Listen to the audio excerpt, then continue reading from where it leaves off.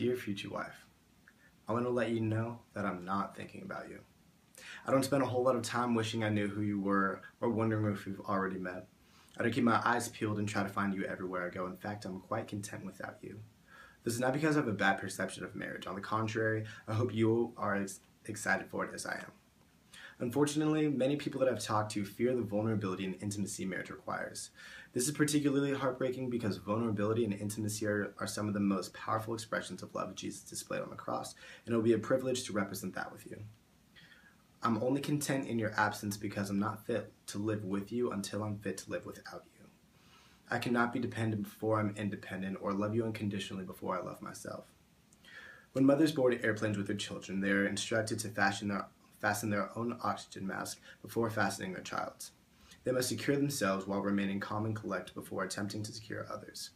Similarly, I've been intentional about securing good habits that will affect our marriage, like time and money management, leadership skills, and learning who I am as a child of God before I expect to secure family. In order to do so, during my freshman year of high school, I made a pact with myself not to invest time into you. Yet.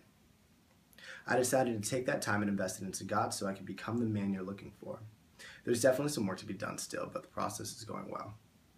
Moreover, I'm not seeking you because I don't believe you can be found. I believe I'm not going to discover that you're the right one for me. I'm going to choose you to be the right one for me, should you choose me as well. I say this to remind you and myself that God's love is intentional. Jesus struggled to carry the cross because loving us is not easy.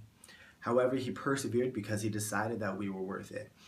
I promise to represent this persistent, selfless, intentional love to the best of my ability, and I pray that you will do the same. Now, I don't want to bring up the subject of children, but I find it necessary to do so. Should a relationship be Christ-centered, which I'm expecting it to be, I would very much like to have children someday. I believe there was more to God's commandment to Adam and Eve to be fruitful and multiply than just having sex. It is a commandment to multiply his perfect, holy, beautiful, created image. Furthermore, God allowed evil to exist in order to multiply his image through us. He, being omniscient, deemed it better to bring good out of evil rather than not to permit any evil to exist, that we might exist. God created humanity knowing that few are going to spend eternity with him at the expense of many who will spend an eternity suffering damnation, and considered it a worthy sacrifice in order to multiply his image.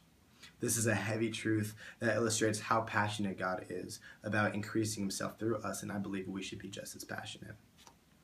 As for my farewell, I pray that you don't pray for me too often.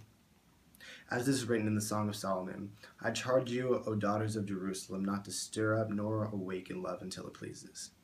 If you can't wait to fall in love with the way I represent Christ, don't.